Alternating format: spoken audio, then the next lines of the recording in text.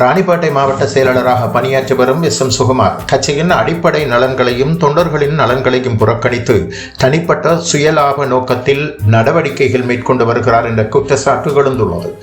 அமைச்சர் ஆர். காந்தியுடன் நெருங்கிய தொடர்பை பேணுகின்றார். அவரது வழிகாட்டுதலின் கீழ் அனைத்து இந்திய அண்ணா திராவிட முன்னேற்ற கழகத்திற்கு எதிரான அரசியல் நடவடிக்கைகளில் ஈடுபட்டு வருவது மிகுந்த கவலைக்குரியது என்று கட்சியின் தொண்டர்கள் விசனம் வெளியிட்டு வருகின்றனர். மேலும் ராணிப்பேட்டை மாவட்டத்தில் அஇஅதிமுக வலுவாக களமிறங்குவதை தடுக்கும் வகையில் ஜி.கே. வாசனுடன் மாவட்டத்தை விலை பேசுதல் போன்ற கட்சி கொள்கைக்கு முரணான செயல்களில் ஈடுபட்டுள்ளார் என்ற தகவல்களும் வெளியாகியுள்ளது.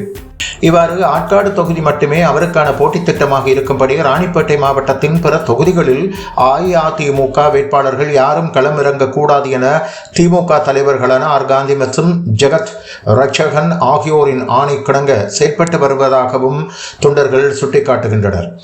இந்த செயற்பாடுகள் அனைத்தும் கட்சியின் வளர்ச்சிக்கும் தொண்டர்களின் உற்சாகத்துக்கும் பெரும் இடர்பாடாக அமைந்துள்ளதாகவும் அவர்கள் கூறுகிறார்கள்.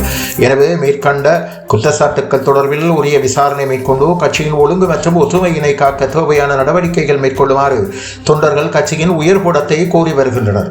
ராணிப்பேட்டை மாவட்ட செயலாளர் எஸ்.எம். சுகுமார் 2020ஆம் ஆண்டு காங்கிரஸ் கட்சியில் இருந்ததன் பிற்பாடு அதிலிருந்து விலகி அஇஅதிமுகவில் இணைந்தார். அதற்கு முன்னரே ராணிப்பேட்டை தொகுதி திமுக மன்ற உறுப்பினர் ஆர். காந்தியுடன் நட்புறவும் கொண்டிருந்தார். 2021ஆம் ஆண்டு முதல் தற்போது வரை சுகுமார் அஇஅதிமுகவின் நலனையும் தொண்டர்களின் நலனையும் கருதாமல் தன்னுடைய சுயலாபத்துக்காக ஆர். காந்தியுடன் மறைமுகமாக மற்றும் தொழில் ரீதியாகவும் நட்புறவுகளை கொண்டு வருவதாக தெரிவிக்கப்படுகிறது. அவருடைய ஆணைக்கிணங்க அஇஅதிமுகவுக்கு எதிராக செயற்பட்டு வருகிறார் என்ற குற்றச்சாட்டு முன்வைக்கப்பட்டு வருகின்றமை குறிப்பிடத்தக்கது.